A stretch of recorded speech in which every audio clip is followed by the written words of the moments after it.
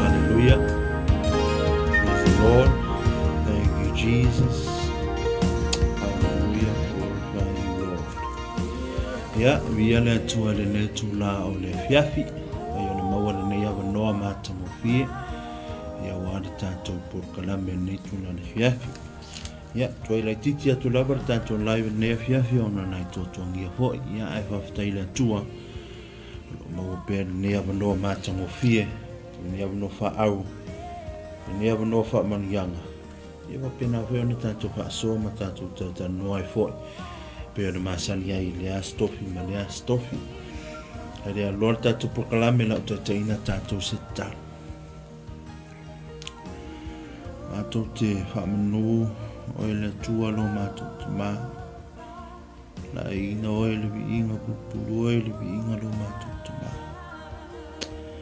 Aftai te di lava le tua. Me unga lava sa e whaia me mātou lo whanau lo whamunianga. Lo whai wa venga lo whamalolongo me ai o lava lava ngā luenga o ai. Me o malaba te mā ho penau ne whamanuia ia te mātou lo whanau mātou te toi whaafo ia tuale vi inga ia ta oi. Awa te tau mao na mea ia ta oi le vi inga nei māsou me o lava le whaavau lava. Le lato soifua sa e te ina mai lawa le tai ao se pa ia ne tūna le fiafi. Whaiwa lo filima mai se whanau ia o onga pulkalami wha moe moenga tiu te whai nei aso. Sa mātou tartonu wha tūtua sa e le tūla fo ina i mātou wala whanau. Sa e leo mai pui pui. Sa e sausawina i mātou i le toto lo al pelo Yesu Keriso.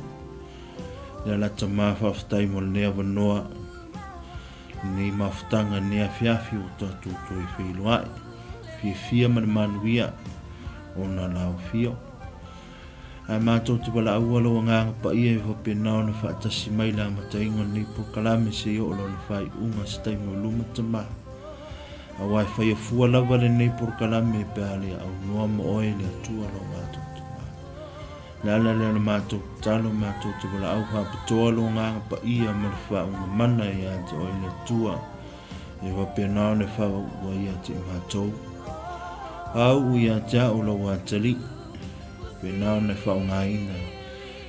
Mole atuai lau whi au. Ne fiafi. Ai whasi sili lau wha mnianga ia te ina tō lo wapenao na maua lea wanoa. Wha longo e fo i lau upu tamari ne fiafi. Whamuia ia te ina tō. Tono ai. No mai ka le sia. Mai se whanau. Tino mātu tua hoi o au na tofi le tua. Mai se lau whai ngā ruenga whai na mafuta mai ngai lo whamunanga ia te nato. Whamunia whai sa nganga nea fiafi. Pina ana mawala punua mai mua masisila mai mwhaarangolongo whai lau upu. Whai lea mwhamunanga ia te nato. Ia lo whamunanga whai le sunga ia Pastor Mike. Whafuina na mapukarame nea fiafi. Kai na tua le ola man malosi o penao ne tolui pea. So fua lau le ia te ia. A wāri whatau ni ngā yo lo ngā ruenga. Ni moli ngā tolo. Pe au o le malo. Pe lungo ni alata. E whapenao ni whaso ina lau langi tada le. Ana mātou talo le ia wha mangaruina sa mātou sema ni mātou leanga. Tō mauriwi inga ia ta oi nei māso unga o lawa le whaavau. Whaavau lawa. Amen. Yeah, hallelujah. Praise the Lord. Wow. Yeah, te lo fia e wa te mo de nei fiafi, nei la matango fie, tātou to e mafuta i fo i nei tona le fiafi. E lo wa ai walo yo malolonga. Na fo wa e to mai ngā ruenga whai wa lo filima.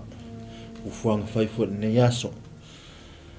A tātou vi inga nai whafo i tātou te maulangi, tātou te pausilia wala lofa maleanga leo le tua. Leo mwhai ona tātou tue mafuta ni aso. Mene, praise the Lord. Ia, whawhiloa ia tu le nganga. Whaanoalo, ni tuna le whiawhi li sofa mani malo, mani sofa whaperepero tātou li whaole i suke wiso. Sua sunga i whawhengainga. Wal tua so te pata pui taulanga ni ngata pui lea sunga i awao te akono malato tua. Tino mātua o sina tono ainga. Ta māma tina mātua uso mtupa whine woma e māsani se pai e whanau iti.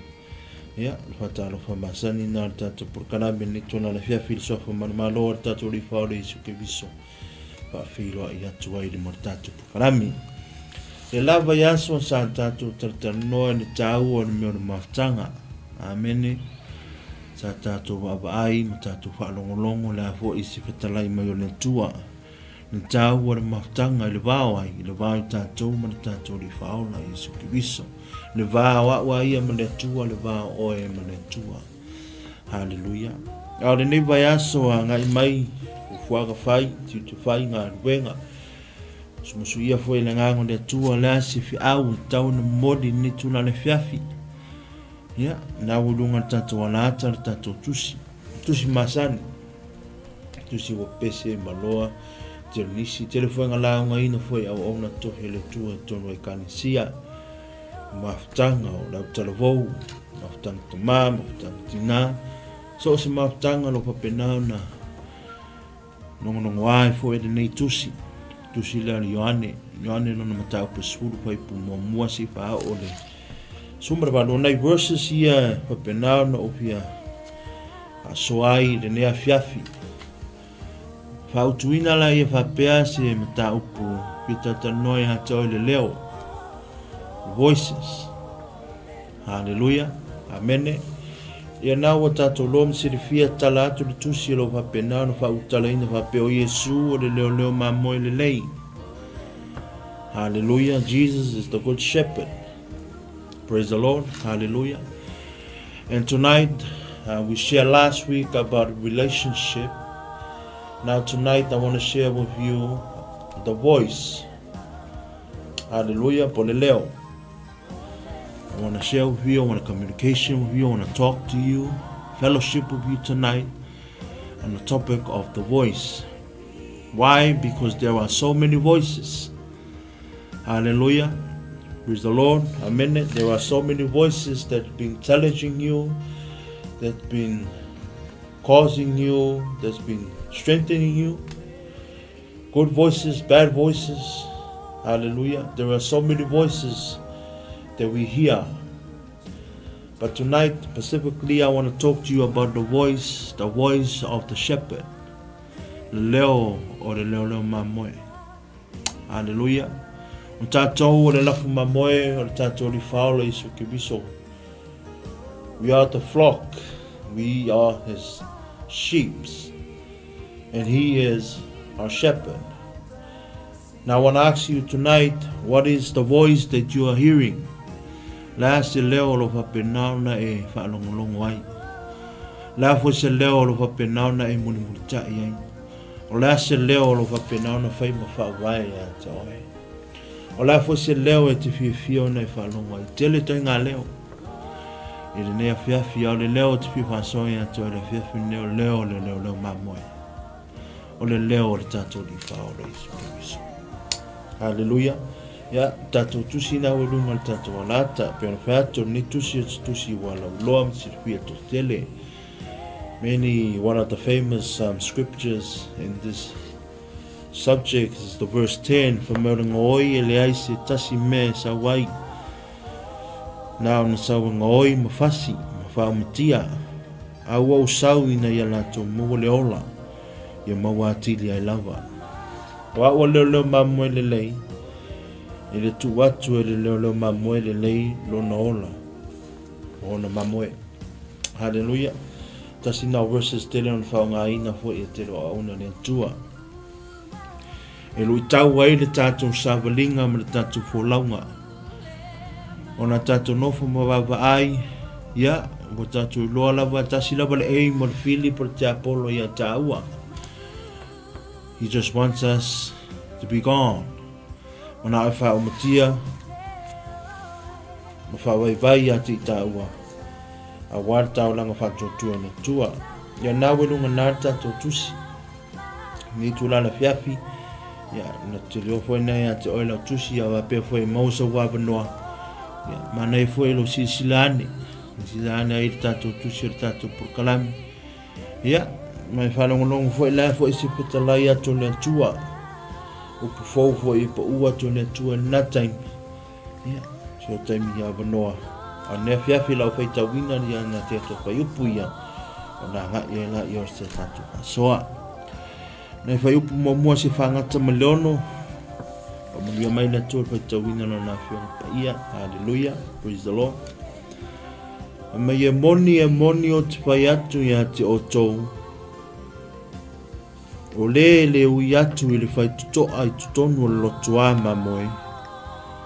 E alua e ia te ia se tasi mea. O le ngoi lea ma le whao mea. Hallelujah, whai pelua. A o le ui atu i le whai tutoa. O le leo mamoe lava lea. E tō mai ia te ia le pui e le leo whai tutoa.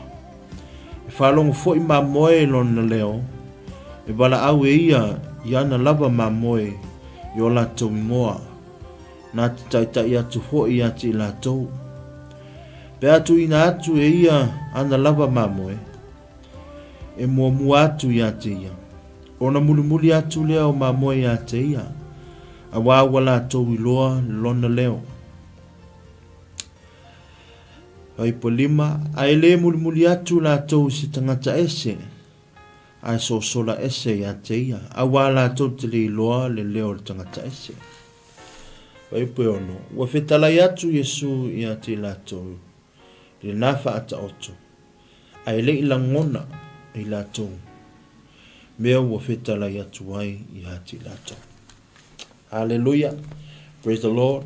In our English Bible it says, Jesus said, I am telling you the truth. The man who does not enter the sheep yard by the gates, but climbs in some other way, is a thief and a robber. The man who goes into throughout the gate is the shepherd of the sheep. The gatekeeper opens the gate for him. The sheep hear his voice, and he calls his own sheep by names, and he leads them out.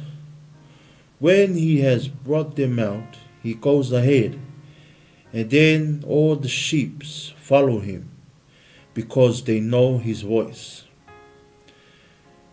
They will not follow someone else instead. They will run away from such a person, because they do not know his voice. Jesus told them this parable, but they do not understand what he meant. Hallelujah. Amen. Ia le atua, la na upu ne fiafi. E manino lava le whetalai mai o le upu le atua ne tula la fiafi mo tātou. A wā le whamalosi ai o le tātou wholaunga, ma le tātou sauwalinga, ma le tātou taua whanenganga. Hallelujah. Peo le ala le na o whiriwhiri ai whautuina whapea o le leo. I le whaiupu na tolu mai, tō mai a te ia le puipui o le leo whai tutoa. E whalongo fo i mā moe lona leo. Hallelujah. Praise the Lord. Me whalongo fo i mā moe lona leo. Peo le whasili na watu i a te oe o le ale leo na te whalongo ai. O le ale leo na whai mataita i a te oe. Hallelujah. A tonu te manai ana o tātou mata upu, por tātou whasoa ne fiafi, por tāua fuena o tātou pukalame. Ina ia toi sa ili ai, ma toi nofo, ma toi mafu fau, ma toi bauba ai, po ai sa ole leo le a tātou te mulimuli ai te lo aso. Po ai le leo le whai mataitai a te i tātou di tātou whai ngā malanga, por tātou taua whale nganga. Hallelujah. Ona asa o le leo e manuia. A le leo e Filemoni e 𝚗𝚒. Hallelujah. Praise the Lord. Ai ase se le leo. Ona taitai se ina lea oe. E taimi e te le loa ai le leo. Al tāua na pe toi whanwhanu na al tātou pokalame. Ia e loa le leo. You need to know the voice that you are following. You need to know the voice that you are hearing. Praise the Lord. Hallelujah. Ufamatala Yesu le pata oto. E fatau i leo mamoe mana lafu mamoe i ana uso. Now clearly Jesus is trying to explain to his disciples that he's talking about himself. Ona e verses ye mulmul mai o a toi tatou whaita. I le whai po mua se whangata maliono. O I tatou te waaie o Yesua leo mamoe. He's talking about he is a good shepherd. He is a good leader. He is a provider. Hallelujah. Amen. Olo atatangia mai Yesu I lan whetalainga ia na uso o I o leo mamoe lei. Ne ngata le lei mamoe sili. Leo mamoe sili. Leo mamoe ato toa. Ele aise mea tatou te matiwai. Hallelujah. Praise the Lord. Ana po sa upalonga se tasio lahunga le uso. Lahunga mai le salamo lea luasu maltolu. Salamo masani pe ona tatou taulotoina. Mai o yo walo leo mamoe o ia. Ele aise mea o te matiwai. O leo mamoe na. Le tatou tanoa le fiafi nei. Hallelujah. Praise the Lord. Le whai muamua se whangata leono. Jesus talks about the shepherd. Aiva aila le whai pefituanga ia tulunga. Talks about the gate. Now Jesus is the shepherd, not only the shepherd, but he is also our gate. Hallelujah. O Yesu ke wiso le ngata o le tatou leo mamoe. Au I o le pā. Hallelujah. Now, po e nofo me mafofaufa pea, what does that mean? Pea no whai atu o Yesua leo mamoe na te leo ina e tatou. Hallelujah. Amen. Na te fua ina mai mea uma tatou te matiwai o le taitai sili. O le pā, o le leo. E malu ai tatou mai ai. Ma le te apolo maona mai lei. He is our protector. Not only he is our provider, but he is our protector. Not only he is our shepherd, but he is our gate to our enemies. Hallelujah. A pere whai upu na e tolu na maua mai ai ni whautuinga na tātou mataupo le leo. Le vaso na mawai na tātou talanoa le mautanga. Now, so se tangata lava o mawhanga na mautanga, o oe malota maa, o oe malo whanau, o mawhana lo mautanga. E kai mi e vili atuai se talawhaatai e vili atuai se tangata ia te oe. So wo mamai o mawhanga, makoi mawhanga lo mawhanga. Nganga halou mai a e wai loa le lei, a lai ke li vaai po ai lai vili mai. Ke le loa foi po ai lai vili mai, ar kai mi a kalangoa mai ai, wai loa le lei a le leo ar tangata. Aisia, o ngā lai ke loa, ngal paware ka kai leo le leo lea. Hallelujah, amen. Kai pape ngasi a kalo kau pula mai I le ka ku whaasoa, para ka ku maka apula fiafili ngai. Ia I loa le leo lo mamoe, Ia loa le leo lo whaola. Hallelujah.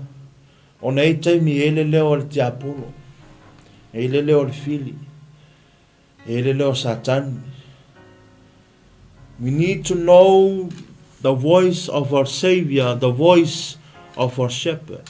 Because there is a voice of the devil, demons, Satan. They have a voice.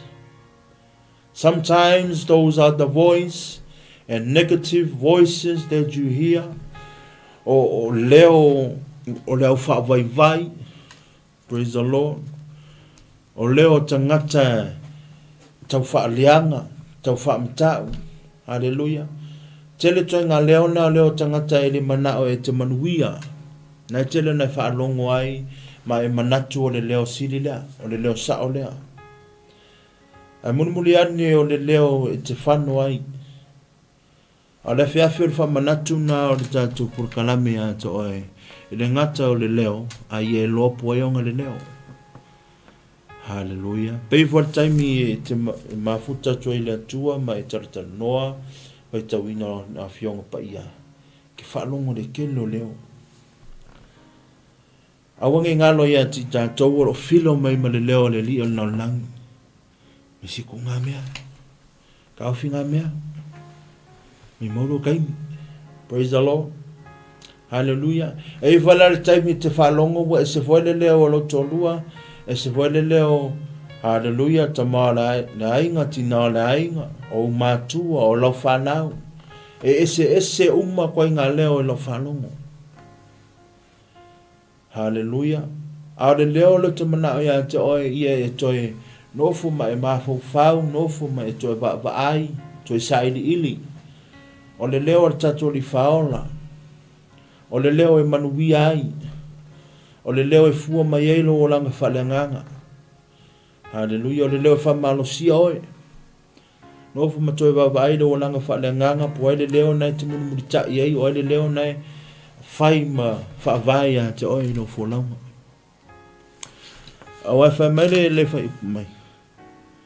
Muli atu ya te ia ma moe ya te ia. A wala tu loa lona leo. Praise the Lord. But before we get to the voices, whamakala Yesu le kala whamai. A ui mai le tangata le pā. O le leo ma moe nā. Le tangata le sau sau. Le tangata le sau le malama lama. Hallelujah. Amen. Praise the Lord. A whamai a punga mai sisi a wala pe oso mai sisi a wala. E le se leo ma moe nā. Hallelujah. Praise the Lord. O la ruinga le tala de Yesu. So stangata tala noa mai a te oe le rofa. Tala noa mai a te oe manuia. Au mai a fautuanga le leimo oe. Tau e sau a popua i oe. Sau wha marosi oe. Hallelujah. The voice of someone that comes and encourage you. Hallelujah. Amen. Gives you good advice, fellowship with you. Fia tala noa ia te oe, fia mafuta ia te oe, fautua ia te oe. O le leo na o leo tangata lei. O le leo na o leo le mamoe le lei. A whamai a oso pā, pe sau e esela na leo, e esela na tala noa. Maia, ne tala noa le whai pusfulu. E sau e hea. Sa ei ma whaasioti ma whaumatia tāua. Hallelujah. Amen. So mana tua la le vai aso sen ma vai na tātou talanoa na makatata. Le vai aso nei, I'm talking about the voice. Now, if I got down na i loa le leo le tātou li whaola, mai loa le leo o le leo le mamoe. Pea whaapea e iti lau taimi lau mawhtanga. Pea whaapea vai lau mawhtanga. Ma lau leo mamoe. Hallelujah. Praise the Lord. Amen. Mele fai po lima ai le muli atu la tau se tangata ese. Ai so le ese ya te ya awala tau te le loa le leo na tangata ese. Hallelujah. Praise the Lord. Ele o ya te ta ua langona whapea. Ele ese taimi lo wha longa atu lo wha soa malu sa walinga mo tau ese le mea wanga iai. Te le nofu ma toi sili po sao ele leo te bumbuli. Po sao e mei o te whaia le whai mai a te au. Po sao ele leo te talanoa. Sao ele leo te wha soa. Hallelujah. Amene. Tatu manatu mo muana. Ia loa le leo. Know the voice. Hallelujah. Praise the Lord. In verse 5, they would not follow someone else. Instead, they would run away from such a person because they do not know his voice. Hallelujah. Praise the Lord. E whamere manai le whai upotopu me. E tō mai a te ia pui pui au leo whai toa. Whalongo fo i mā moe i lona leo. E wala au e ia i ana lava mamoe i o lātou ngoa. Praise the Lord. Hallelujah. Amen. Si, o le whiau le i, e le mo le whiau mo tātou uma. Hallelujah. Whiau mo oe maa ua whaolaina. A whawhela na apply atu mo nisi nei mā moe ia le o leile loa. O lo tanga tau atu e le au le whia whenei. Tana whaasulu atu e malama tau atu e Yesu Kiriso. Mai e wala aua na ia mā moe. Hallelujah. Praise the Lord. Wa umo foi o nga ia wha ingoa ina na mā moe. Hallelujah.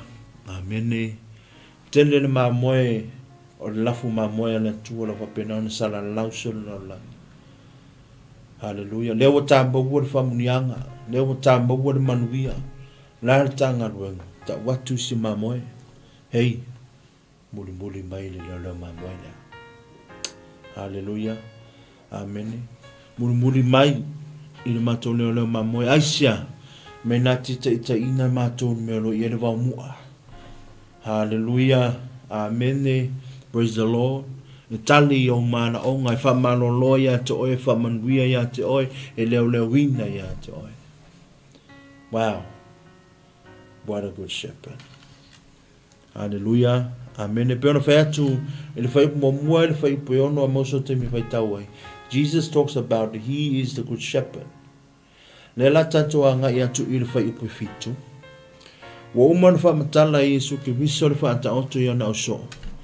Le ed mai e whai upo ono. Ai vai atu ale le li whaola. E lo maala malama tele wale i e le whaata oto. Ia koe explain no i Yesu Kiriso.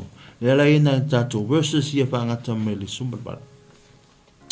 Mai lana whai tawina whai upo fitu. Ona toi whetalai atu leo Yesu Kiriso. Yesu ia te la tau. Hallelujah. Wale o koe whai aku. Wa umana whamatala atu ai le shepherd. They still didn't understand. Nela ua koe whamatala atu lola Yesu Kiriso i le gate. Maua maila le mea moina, le mafuanga moina whai atu le gate. Hallelujah. Po le pā. Ona toi whetalai atu leo Yesu ia te lato. E moni o te whai atu ia te oto. O au nei o le whai tutoa o mamoe. Hallelujah. Amen. Praise the Lord. Pena whai atu.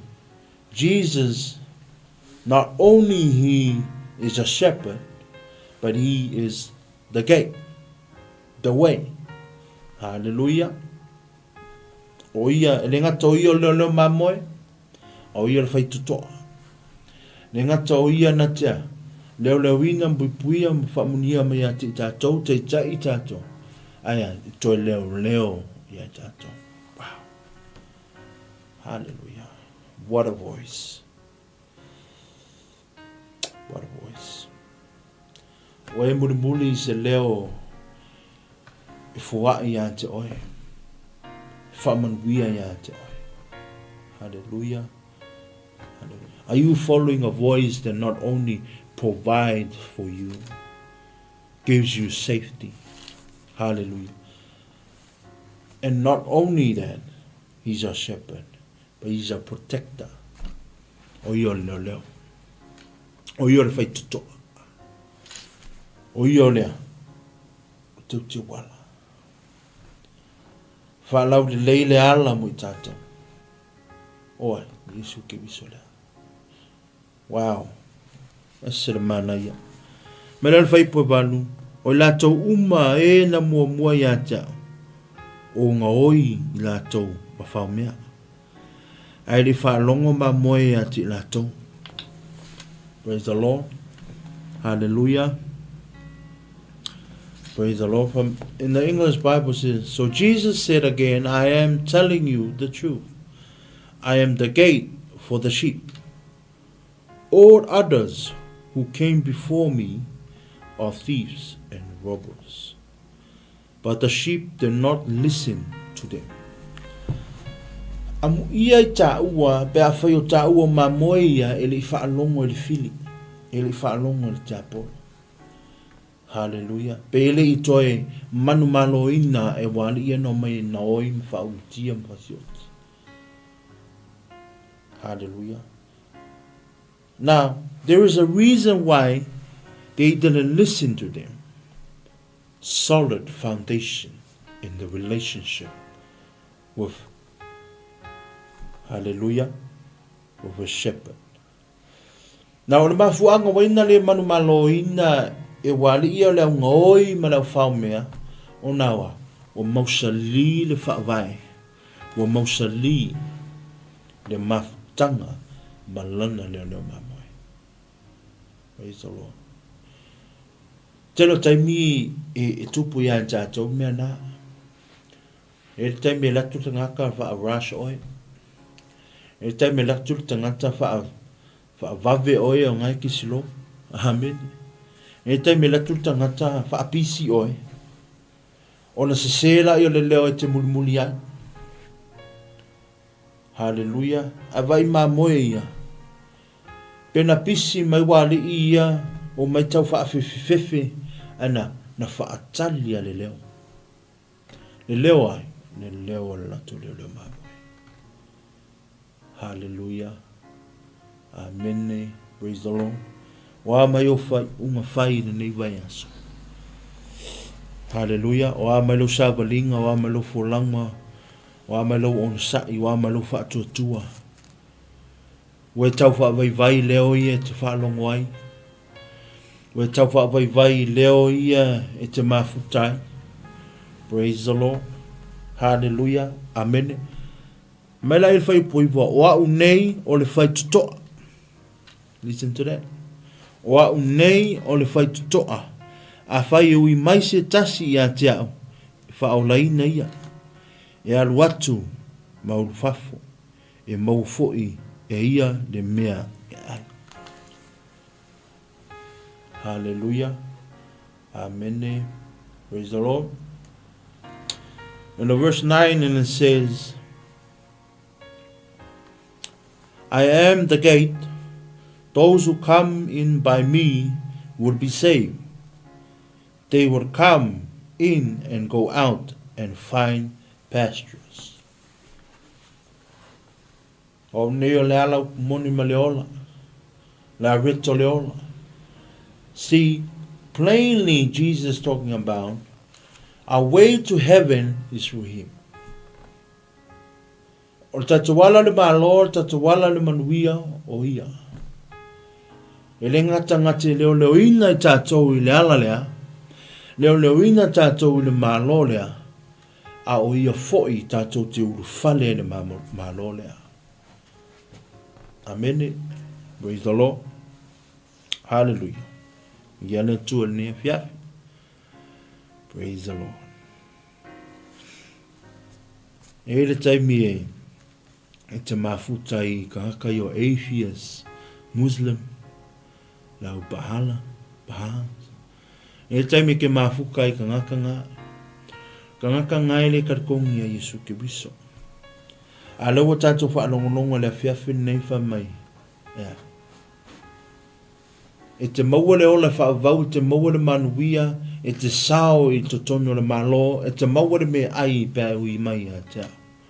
Pēa ai e taratono I a Yesu Kiriso. Praise the Lord. Hallelujah. O sao le pāna I te ui ai. Praise the Lord. Amen. O sao le ala na te mulimuli ai. Va ai po fea le whai totoa nai ave oe le leo na te mulimuli ai. Hallelujah. Amen. Praise the Lord. Amen. Nā rono sa. Nā rono si sila tato pukarami. O mara whai mai le whai upo iwa o nei o le whai totoa a whai e le ui mai se tasi a te au e le whaolaina ia. E alu atu mauru fafo e maufo I a te ia me ai. A whamelo la ia le whai pusuna tene na whaonga I tātou. O le ngaoi. But if you come through me, you will find pastures. Ai ui mai a te au, e te uru whale mai koe uru fafo akula ia, e te maua le manuia, whaulai le manuia. Hallelujah. There'll be more suppliers for your need. A ole noi, wai whalongi. Te whamanatu na Yesu Kiriso. O ngai, ia tātou matala, o na peo sau ni ngoi le sau le fili. Hallelujah. Praise the Lord. Sau le fili Le ala ni ngoi pa mai. O le ngoi, e le ai se tasi mea i sawai. Na ona ia ngoi, ma fasi, ma whao matia. Hallelujah, amene. Pa mai a, sawe ngoi, fasi, ma whao matia. Hallelujah. Yo nā wa tātou wa ai i tū maanga na ngoi. Hallelujah. Amene. E saule ngoi e awe se mea e whapenau na ma whana ilo loto ma alu ilo loto. Praise the Lord. O tupe, ta avali, me ta ua tono whali. Praise the Lord. Aole te apolo pole ngoi lea e sawea. E whaamutia fasi, manga oi mai oi. Ma lo ulu whale atu tono malo le atu. Amene. Praise the Lord. Le tāwa noa. Saule te apolo e ave le tāwa noa. Ia awane ia. Ia awane ta sawatu. Ili melo i ele manuia. Sawe ave oi fasioti oi. Whaumutia oi. Whaoleo ngā ina oi. Aisia. Ona ili mana oi manuia. Ili mana o e te muli le leo leo. Le leo o le leo leo mamoi. Wa ua leo leo mamoi le lei. E tu watu. E le leo leo mamoi le lei. O lona ola mo mamoi. Hallelujah. Praise the Lord. See, the one mauna toe whamatala i Yesu Kiriso. Whaungaina ai le idea o le leo leo mamoe malana lafu mamoe. E whasusuru atu i ana so that he's talking about him.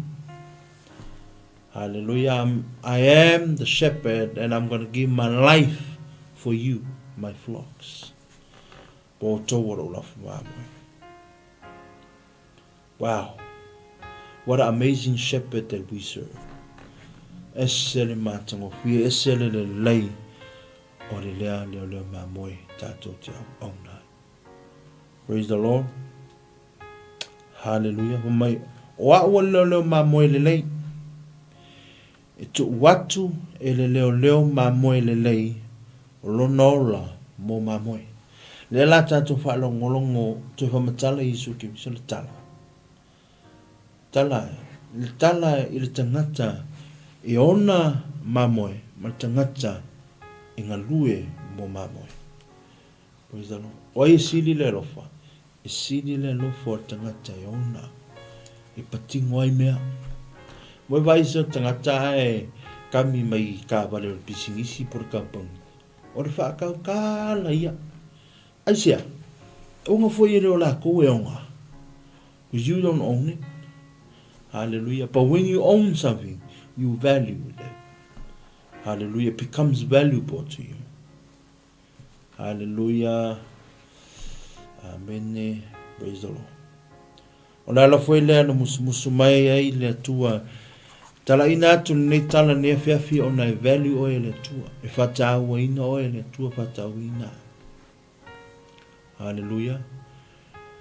Le ala foi lea o le tatou por kalame nea fiafi marfi au fa pena ona mori mai nganga pa ia ona o oe mau le mamoe le tua. Praise the Lord.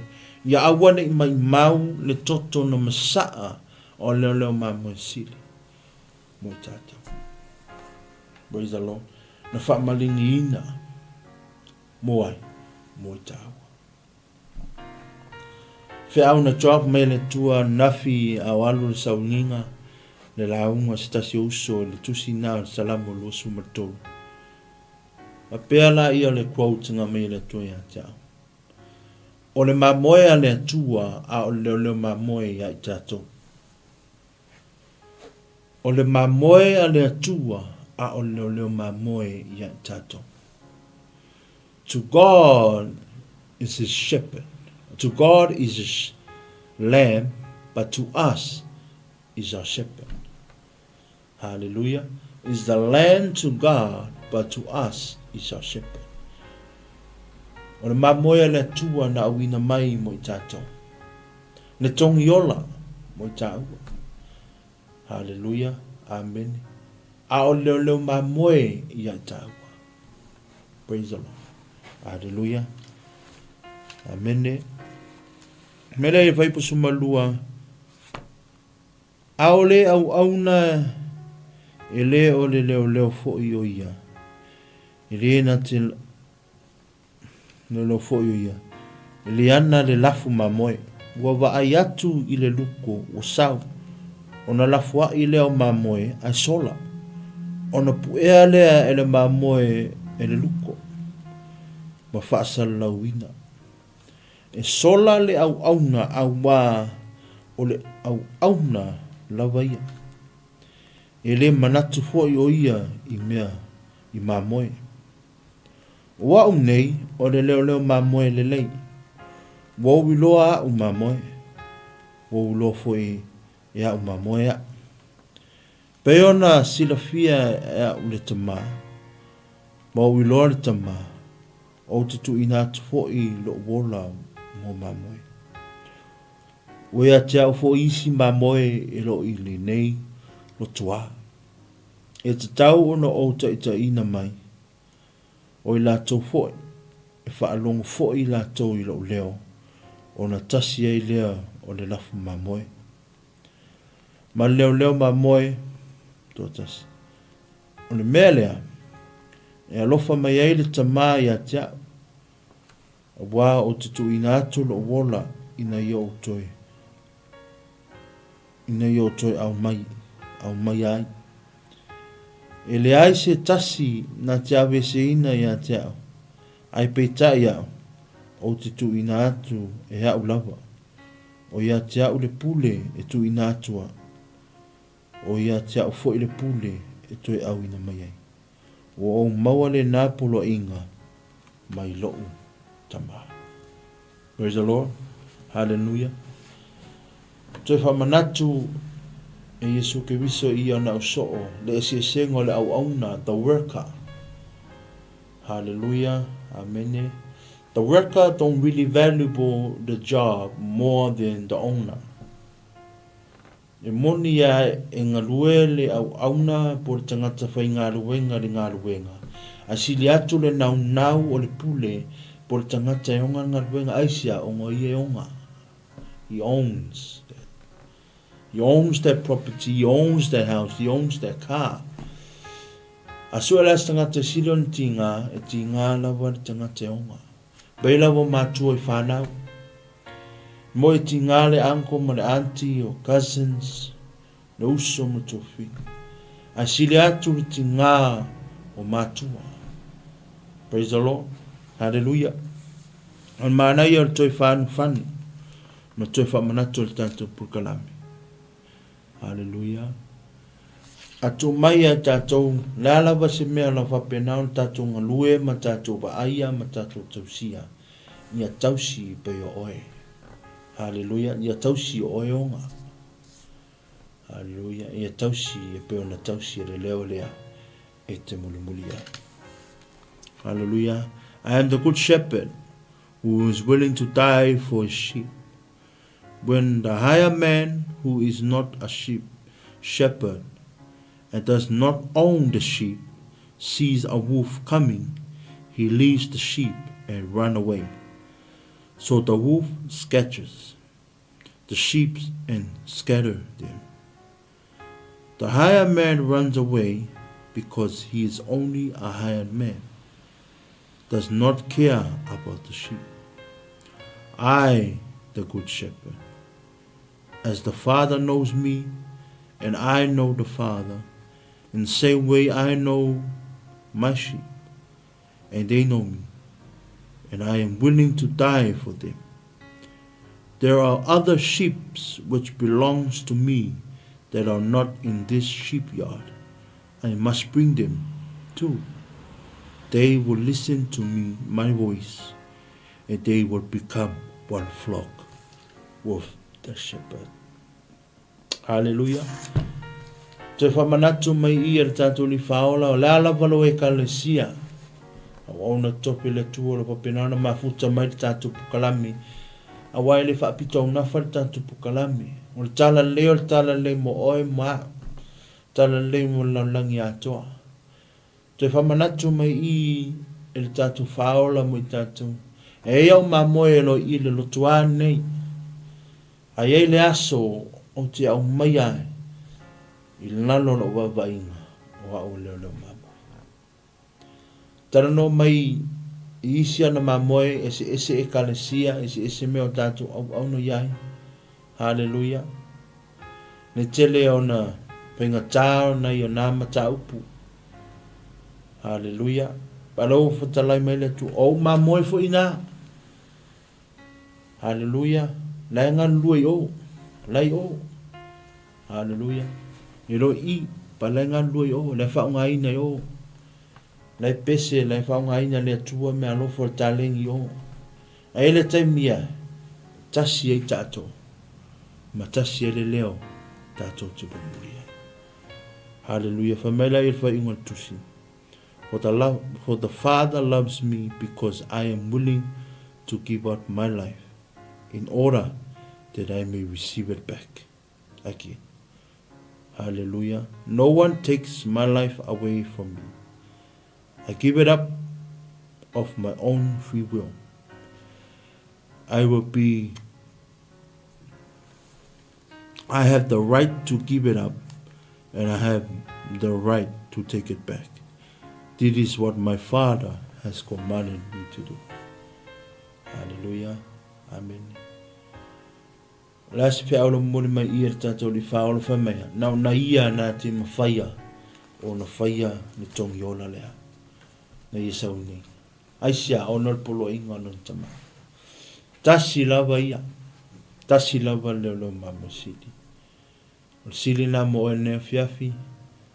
O le ale leo lo whapena o ne whalongo ai. Hallelujah. Malolo nsai. Malole. Patotua ele tua malana ngāru wenga. Yo te manatu ia wo mai foi si u yor tatu kalami. Hallelujah. Na lava se fe au wa penao na fitalai mai le tua. Wa penao na asoa tu foi ne fiafi ia. O le tatu fi au lava na wa penao na musmusu ia foi la ngango le tua. Ya wa le tatu kalami. Ai tatu manatua ne leo o le mamoi sili. Ne leo mamoi sili mo tatu. A wāle ngoi, e le aise me tasi sawai.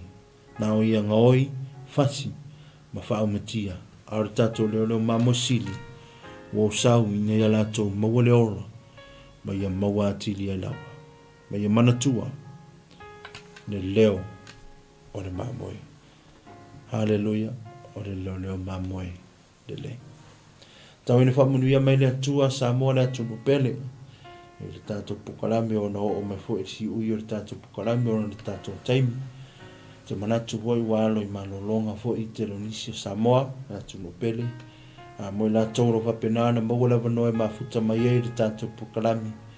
Mo muli atu le nganga whawhitai. Te li sau o noa, ana e sau o na le leo mamoisili. Hallelujah. Tau ina whamanuia le atua ia te o tō Samoa le atu no pele. A wale whaavono ina lo taimi tātou te mafutai fo i le nea fiafi. Ia, to e tuntuli mai fo i le tātou pukalami lava ia spope au lia le ola mani malosi. Tai ina to e le to sui hua e meisi se mato wola. I le pule tātou te pao silo lang. A ne tuna le fiafi whaftai tere lava Samoa le atu no pele. Le mafuta mai o la fo i se upu. La fo i se tanga. La fo i se tausi sila mai. O le tau tamale i to whafua. I o tō mantua le leo o le leo mamoe le le. Tau ina whamanuia le tō ia Samoa fulaunga fo i le whai unga ne vai aso whai walo filima meisi whanau le awa onga. Ia, sunga i whawhingainga mo lato partua ia wa o te akono ma lato partua wa sina. Tonu e kalesia manu maainga. Usa matu whawhinia wo mai masani whai na mafuta mai. O le atu le ngang whawhitai te le lau. Manatua le tātou malanga le Israelu. Hallelujah. E fie loa nisi whamatalanga le malanga. on whaapasotai mai le sunga whawhengainga ia Pastor Mike monisi whaamitalanga ne ngea fiafi ne tauina whaamunuia le tua whaapelo whauio le tua si mai. Hallelujah, lalawa se mea o wapenaona uia ni tuna le fiafi whaafitau li o pupuanga o tinga fifia o manuia yeile le ao le tua nunga ya te oto umalawa e whaamalolonga le tua ya te na tolo penana maua ngasi o tino ane tula le fiafi whaafitai te le lava Samoa ya manatua le leo o le leo mambo le tatu whai o tano le tua lo matou tuma le langi whaafitai te le lava e oi na tele mano anua i leo lo matou whaalonga i le aso ma le aso ai leila wa se leo e sili atu na i lolo si ufonga tama talingolingoa mai fetalai tu sao mai lo whanau lo whanongolongo ne fia. Hallelujah, la upu fola fo i ne tuna le fiafi whaftai le tua i lau leo lo whapenaona matou mulumuli tai ai matou whaatutua mtu mauai i lo folaunga le matou o langa whaaleanganga awa wale whaingu fia lawa ni waitau na sui wanga lo matou whapenaona matou o lai ala matou tatalo lea le tua e whapenaona e whamuia mai lo whanau le leo me pupui e fuai mai pela malosi e te latou sui fua manuia mai se se matou ola e ani i whapenaona matou fia e pia e auna lau fia whaftai tele lawa tamai lo ngang pa ia whatasi mai ni tula le fiafi le matou pukalami taimi luma matou ta apirfani leo mai pupui e ti matou lunga wana sauina matou toto o lo mamoe na whapenana a winga mai le tongiola mai matou lo whana. Hallelujah, tama, thank you Jesus, thank you Holy Spirit for tonight. O le matou talo yelo whamneanga ia Samoa le atunu pele o ai lawa si tasi lo whapenana maua le fia whanongolongo la upu mwhamunuianga mwhamunuia yelo upu ne fia fo i matou maudunga e te oi whamangalo si matou sema le matou lau ona o Yesu le matou le ima le matou paolo. Amen, amen. Tai tere lawa Samoa so i voia mai ia manuia. Talofalava, shalom. It is with great joy that we invite you to join the Global Kingdom TV channel's first ever trip to God's Holy Land, the land of miracles, the land of Israel, the land of the Bible. You get to walk in the footsteps of Jesus. You get to see firsthand the cities, the places he performed many miracles. You can take a boat ride on the Sea of Galilee, see the surrounded towns and cities that the Gospels write about.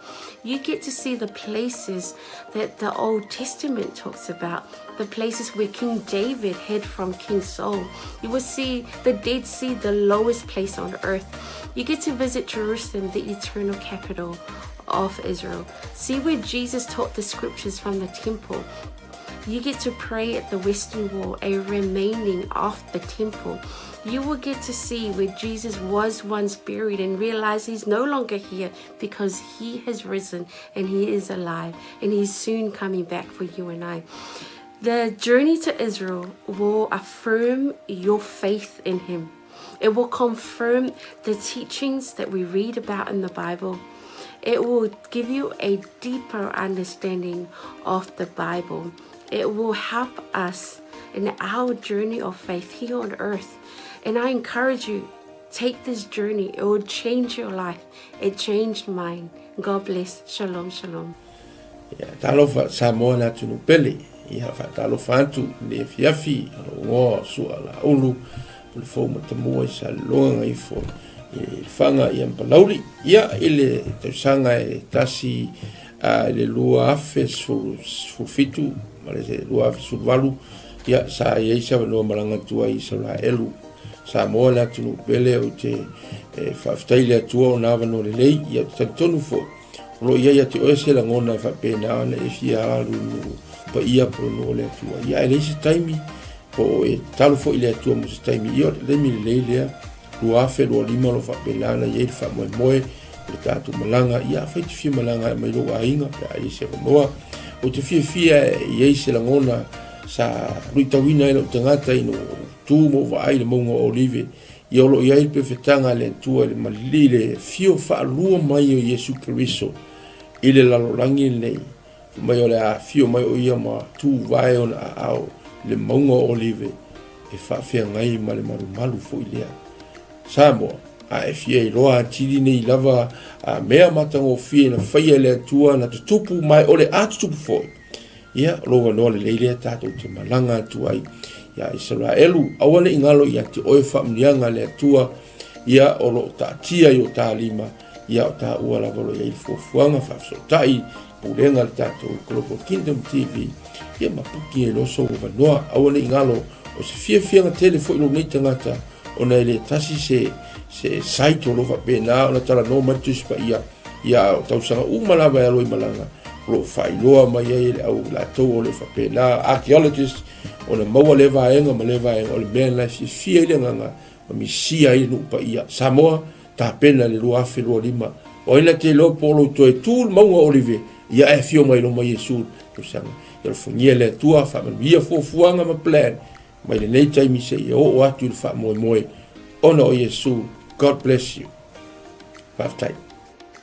Hello, 𝚟𝚒𝚙𝚢𝚅, Pulevinaka, and Shalom. My name is 𝗵𝗚𝗚𝗠𝗠𝗏𝗠𝗠𝗏, and I had the honor of visiting Israel twice, in 2018 and 2019. The experience really changed me. It was an experience of a lifetime. It was transformative. It was eye-opening. It was such a great time. I had encounters with the Lord that really changed me, that healed me, that I did not expect.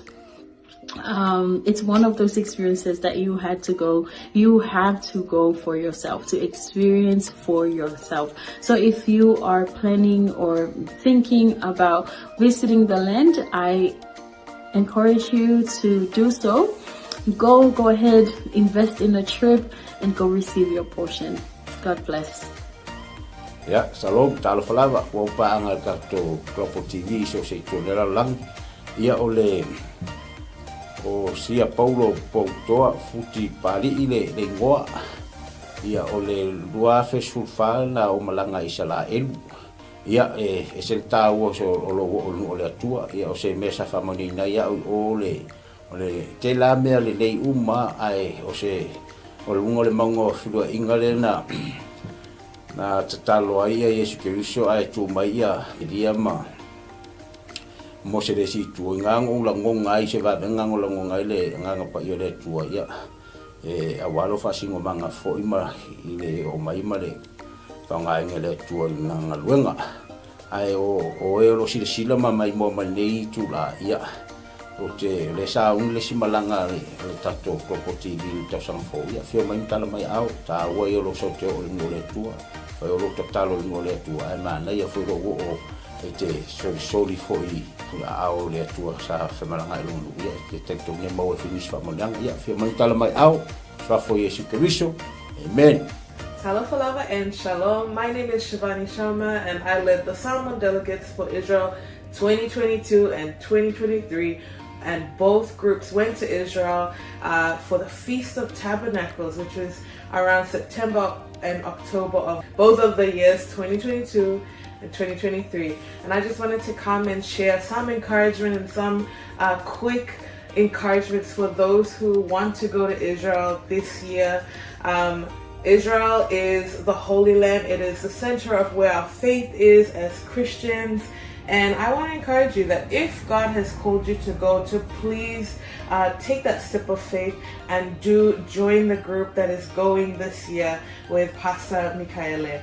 And I want to assure you that going to Israel is a trip of faith. You may not have all the money in the bank, but if God has called you, I believe that the Lord will open the door and make the way for you to go and receive whatever He has for you in Israel. And I'll just share that being in Jerusalem, the city of our faith, the center of where everything happened in the Bible, it's an amazing experience, and there's nothing quite like it. And I can say going to Jerusalem twice, 2 years in a row, it did have an impact on me, and I encountered God in a new and fresh way in Jerusalem. And I also want to let you know, one of my favorite places in Israel to go is the Sea of Galilee.